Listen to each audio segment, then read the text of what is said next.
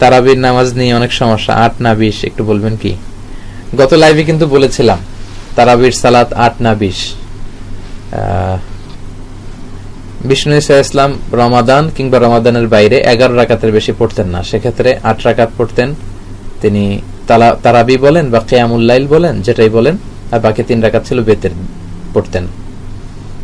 পরবর্তীতে ওমরে ফারুকের সময়ে উনি সাহাবীদেরকে বিচ্ছিন্ন হয়ে রাত্রিবেলা মসজিদে নামাজ পড়তে দেখে একত্রিত করলেন, তখন থেকে 20 রাকাত চালু হলো। মসজিদে নববীতে, মসজিদুল হারামে আজও 20 রাকাত হয়। আমি আল আজহার ইউনিভার্সিটি থেকে ব্যাচেলর করেছি, সেখানেও 20 রাকাত হয়। তো যেহেতু এটা ইবাদতের মাস, যত বেশি ইবাদত করা যায় ততই ভালো। সাহাবারা 20 রাকাত করেছেন।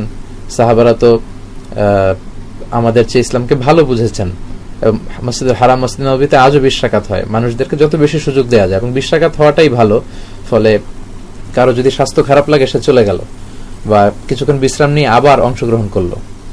8 রাকাত হলে যেটা হয়, খুব অল্প সময়ে শেষ হয়ে গেল, ফলে অনেকে হয়তো বঞ্চিত হতে পারে। 20 রাকাতই চালু থাক, যার যতটুকু সুযোগ হয় পড়বেন, ফ্লেক্সিবিলিটি আছে।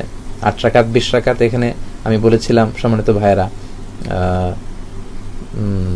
কোয়ান্টিটি ধর্তব্য না, মানে কয় রাকাত এটা বেশি গুরুত্বপূর্ণ না, গুরুত্বপূর্ণ কোয়ালিটি, কত ধীরস্থির ভাবে, কত স্মুথলি আপনি পড়ছেন। আলহামদুলিল্লাহ, আমি তো মালয়েশিয়াতে তারাবি পড়ি, কত চমৎকার ধীরস্থির ভাবে যে তারা পড়ে। মিশরে তারাবি পড়েছি, কত ধীরস্থির ভাবে পড়ে। হেরেম শরীফে কত ধীরস্থির ভাবে পড়ে।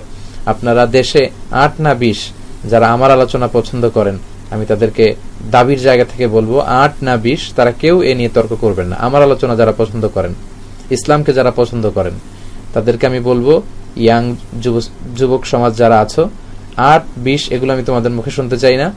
আমি শুনতে চাই যে কেন বাংলাদেশে এত দ্রুত তারাবি পড়া হয়, এ নিয়ে সবাই কথা বলেন, যে আমরা আস্তে আস্তে পড়বো।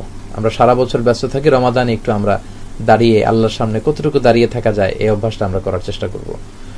কারো যদি শরীরের খুব বেশি না খুলে, আপনি পড়েন, 8 পড়েন, 12 পড়েন, আবার শেষ রাতে উঠে কিছু পড়েন, যার যতটুকু সুযোগ। এ নিয়ে বিতর্ক করার কোনো সুযোগ নেই।